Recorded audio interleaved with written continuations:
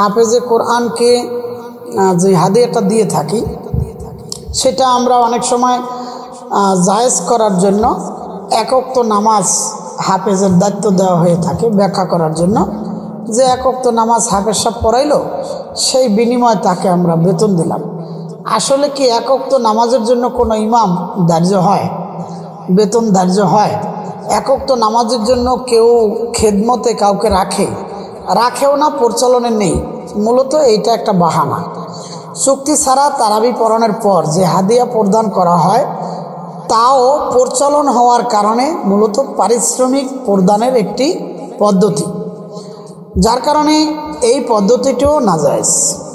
খতমে তারাবি পড়িয়ে যেহেতু পারিশ্রমিক নেওয়া বৈধ নয়, তাই উক্ত হাফেজ সাহেবগণের জন্য বাধ্যকৃত এই হাদিয়া গ্রহণ করা, ওই টাকার বিনিময়ে কিতাব ইত্যাদি ক্রয় করা, বিভিন্ন কায়দায় যে জামা কাপড় ক্রয়ের জন্য দিলাম বা কিতাব ক্রয়ের জন্য দিলাম। তো সে যদি তারাবি না পড়াইতো তাহলে কি আপনি তাকে একটা কিতাব ক্রয় করার জন্য দিতেন?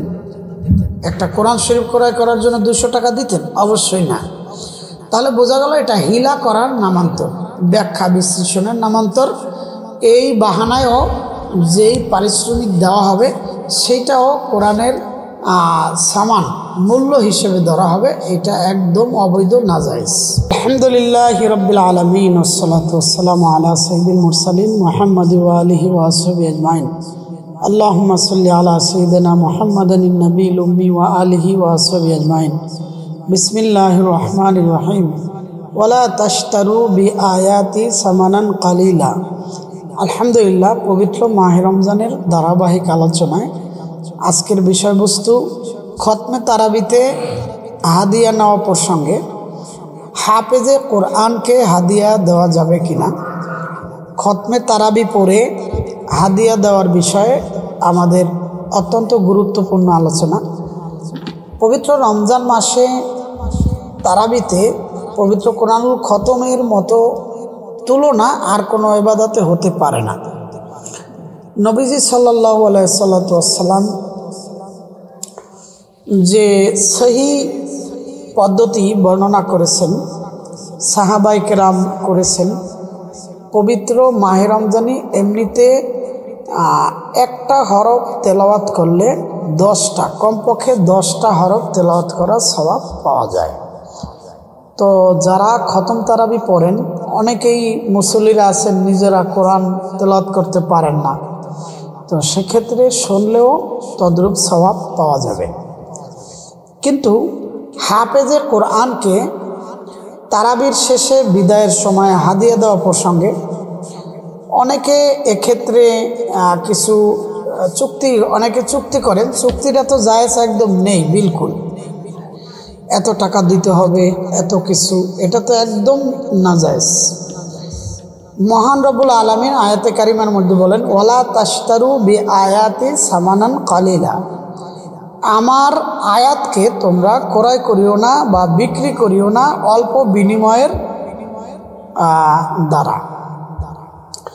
এই আয়াতের ব্যাখ্যায় অনেকগুলো হাদিস বর্ণিত আছে। আন আব্দুর রহমান ইবনে শিবলিল আনসারি আন্না মুআবিয়াতা ক্বালা লাহু ইযা আতাইতা ফুসতাতি ফাকবির মা সামিতা মিন রাসূলিল্লাহি সাল্লাল্লাহু আলাইহি ওয়াসাল্লাম ক্বালা সামিতু রাসূলুল্লাহি সাল্লাল্লাহু আলাইহি ওয়াসাল্লাম, আমি নবীজিকে শুনছি, ইয়াকুলু ইকরাউল কোরআন, তোমরা কোরআন তেলাওয়াত করো, ওয়ালা তাগলু ফিহি, তার মধ্যে গুলু করিও না, অতিরঞ্জিত করিও না, ওয়ালা তাজফু আনহু, তার থেকে বিরত থাকিও না, ওয়ালা তাকুলু বিহি, ওয়ালা তাস্তাকসিরু বিহি, এবং অতিরিক্ত নয়। এই হাদিসটি বর্ণিত হয়েছে মুসনাদে আহমদ এবং মুসান্নাফ ইবনে আবি শায়বা সহ আরও হাদিসের বিভিন্ন কিতাবে বর্ণিত হয়েছে। তো গুরুত্বপূর্ণ যে আলোচনাটা, আমরা অনেক সময় ব্যাখ্যা বিশ্লেষণ করে হাফেজে কোরআনকে যে হাদিয়াটা দিয়ে থাকি সেটা আমরা অনেক সময় জায়েজ করার জন্য এক ওয়াক্ত নামাজ হাফেজের দায়িত্ব দেওয়া হয়ে থাকে ব্যাখ্যা করার জন্য, যে এক ওয়াক্ত নামাজ হাফেজ সাহেব পড়াইলো সেই বিনিময়ে তাকে আমরা বেতন দিলাম। আসলে কি এক ওয়াক্ত নামাজের জন্য কোনো ইমাম ধার্য হয়, বেতন ধার্য হয়? একক তো নামাজের জন্য কেউ খেদমতে কাউকে রাখেও না, প্রচলনে নেই। মূলত এইটা একটা বাহানা। চুক্তি ছাড়া তারাবি পড়ানোর পর যে হাদিয়া প্রদান করা হয় তাও প্রচলন হওয়ার কারণে মূলত পারিশ্রমিক প্রদানের একটি পদ্ধতি, যার কারণে এই পদ্ধতিটিও নাজায়েজ। খতমে তারাবি পড়িয়ে যেহেতু পারিশ্রমিক নেওয়া বৈধ নয়, তাই উক্ত হাফেজ সাহেবগণের জন্য বাধ্যকৃত এই হাদিয়া গ্রহণ করা, ওই টাকার বিনিময়ে কিতাব ইত্যাদি ক্রয় করা, বিভিন্ন কায়দায় যে জামা কাপড় ক্রয়ের জন্য দিলাম বা কিতাব ক্রয়ের জন্য দিলাম, তো সে যদি তারাবি না পড়াইতো তাহলে কি আপনি তাকে একটা কিতাব ক্রয় করার জন্য দিতেন? একটা কোরআন শরীফ ক্রয় করার জন্য 200 টাকা দিতেন? অবশ্যই না। তাহলে বোঝা গেল এটা হিলা করার নামান্তর, ব্যাখ্যা বিশ্লেষণের নামান্তর। এই বাহানায়ও যেই পারিশ্রমিক দেওয়া হবে সেটাও কোরআনের সামান মূল্য হিসেবে ধরা হবে। এটা একদম অবৈধ, নাজায়েজ। তো এইটাকে শুধু একটা মাত্র পদ্ধতি আমার জানা মতে হতে পারে, সেটা হলো আপনি রমজান মাসে যেহেতু তারাবির নামাজ 20 রাকাত এবং অন্যান্য 5 ওয়াক্ত নামাজ আছে, মসজিদের অনেক কাজ আছে, বিভিন্ন অনেক কাজ আছে, এ সকল মিলাইয়া যদি কোনো হাফেজ সাহেবকে হাদিয়া দিতে হয় তাহলে একটা মাত্র পদ্ধতি খোলা আছে, সেটা হলো ওই হাফেজকে পুরা 1 মাসের জন্য ইমাম হিসেবে রাখতে হবে। কথাটা বুঝাইতে পারলাম কি না? হাফেজ সাহেবকে 1 মাসের জন্য ইমাম হিসেবে রাখতে হবে। 2 জন হাফেজ সাহেব ইমাম হিসেবে রাখলাম, আগের ইমাম একজন, এখন 3 জনে ভাগ করে ওক্তিয়া নামাজ সহ তারাবির নামাজ তারা যদি পড়ান, সেক্ষেত্রে তাকে এই 5 ওয়াক্ত নামাজের ইমাম ধরে মাসিক বেতন হিসেবে, এটা ইসলামের শুরু যুগে যখন ইসলামের এই দিনের কাজগুলো, মাদ্রাসার খেদমত, মসজিদের ইমাম, তাদের মসজিদ থেকে বেতন না দিলেও একদম ইসলামের শুরু যুগে খোলাফায়ে রাশেদার যুগে তাদেরকে বাইতুল মাল থেকে খরচা দেওয়া হতো।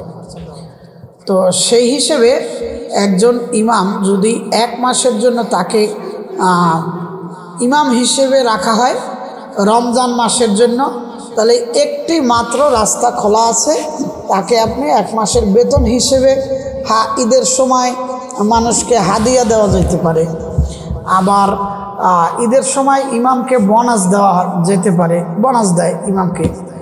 তো সেক্ষেত্রে তারাবির সময় লোক বেশি আসে, টাকাও একটু বেশি ওঠে অন্য মাসের তুলনায়, সেই হিসাবে টাকাটা বন্টন করা যেতে পারে। রমজান মাসে তারাবির নামাজে কোরআন শরীফ খতম করা অধিক সওয়াবের কাজ, কিন্তু এই খতমের বিনিময়ে টাকা পয়সা আদান প্রদান করা সম্পূর্ণ নাজায়েজ। যে হাফেজ সাহেব খতমে তারাবি পড়িয়ে টাকা নেন তার পিছনে ইক্তেদা করা মাকরুহ, একদম সোজা সাফ কথা, তার পিছনে ইক্তেদা করা মাকরুহ। খতমে কোরআনের বিনিময়ে নেওয়া দেওয়ার নিয়ত না থাকা অবস্থায় হাদিয়া হিসেবে লেনদেন অবকাশ থাকলেও বর্তমান সমাজের প্রচলন মোতাবেক বিনিময় উল্লেখ না করা হলেও বিনিময় হিসেবেই দেওয়া হয়। এজন্য ওখানে ব্যাখ্যা বিশ্লেষণের আর কোনো সুযোগ নেই, বরঞ্চ তাকে যদি দিতে হয় তাহলে 1 মাসের জন্য ইমাম নিযুক্ত করতে হবে। আন্নাল কেরাআত লিশাইইন মিনাদ দুনিয়া লা তাজুজু, এ ব্যাপারে রদ্দুল মুহতারের মধ্যে বর্ণিত আছে, 2 নম্বর খণ্ড 73 নং পৃষ্ঠার মধ্যে বর্ণিত আছে যে আন্নাল কেরাআতা আই তেলাওয়াতাল কুরআন লিশাইইন মিনাদ দুনিয়া লা তাজুজু, দুনিয়ার কোনো উদ্দেশ্যে কোরআন তেলাওয়াত করা, শোনানো এটা সম্পূর্ণ নাজায়েজ। এবং লিআন্না জালিকা ইয়াশবাহুল ইস্তিজার, এটা ভাড়া দেওয়ার, কেরাতের উপর ভাড়া লওয়া, এইটার সাদৃশ্য, এজন্য এটা সম্পূর্ণ নাজায়েজ। এটার বহু প্রমাণ দলিল, অনেক প্রমাণ দলিল, এগুলো সব যদি আমি বলতে যাই বিশাল লম্বা হয়ে যাবে আলোচনা। তো তারাবিয়ে খতমের বিনিময়ে দেওয়া নেওয়া কোনো অবস্থাতেই বৈধ নয়। একটি মাত্র রাস্তা খোলা আছে, সেটা হলো যে তাকে কি করা, 1 মাসের জন্য ইমাম হিসেবে ধার্য করা। আহসানুল ফতুয়া 3 নং খণ্ড 515 নং পৃষ্ঠার মধ্যে উল্লেখিত আছে। এমনিভাবে কেফায়াতুল মুফতি দারুল এশাতের 3 নং খণ্ড 409 নং পৃষ্ঠার মধ্যে হাদিসটি বর্ণিত আছে। ফতুয়ায়ে মাহমুদিয়া 13 নং খণ্ড 82 নং পৃষ্ঠার মধ্যে उल्लेख আছে তারাবি में कुरान पाक सुनाने की उजरत लेना जायज़ नहीं। तारावी में कुरान पाक सुनाने का उजरत लेना जायज़ नहीं। तारावीर नामाजे खत्मे कुरानेर उजरत पारिश्रमिक नेওয়া সম্পূর্ণ নাজায়েজ। এজন্য এটাকে ব্যাখ্যা বিশ্লেষণ করে আমরা যদি এটাকে করতে যাই তাহলে মুসলমানদের বাংলাদেশ নয় বিশ্বে বিভিন্ন মসজিদে অসংখ্য মসজিদে খতমে তারাবি হয়ে থাকে। একটি গুরুত্বপূর্ণ মহৎ ইবাদতকে আমরা নষ্ট না করি, এটাকে সহি শুদ্ধ পদ্ধতিতে যাতে আমরা পবিত্র কোরআনুল কারীম শুনতে পারি এবং সহিভাবে তার সওয়াব আমরা পেতে পারি, এই জন্য একটি মাত্র রাস্তা খোলা। সেই রাস্তাটা হলো যে হাফেজ সাহেবকে 1 মাসের জন্য ইমাম ধার্য করা যেতে পারে।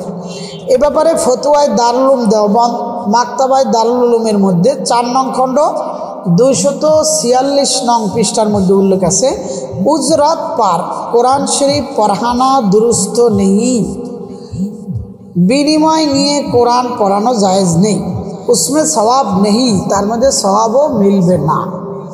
এজন্য আমার ভাইদেরকে বলবো যে সমস্ত মসজিদে খতমে তারাবি হয়ে থাকে বিশেষ কারণে দেখা যায় যে মসজিদে ইমাম সাহেব হাফেজ না, সেক্ষেত্রে অন্য হাফেজ রাখার প্রয়োজন। তো সেক্ষেত্রে ওই হাফেজকে আমরা 1 মাসের জন্য ইমাম হিসেবে নিয়োগ দিব।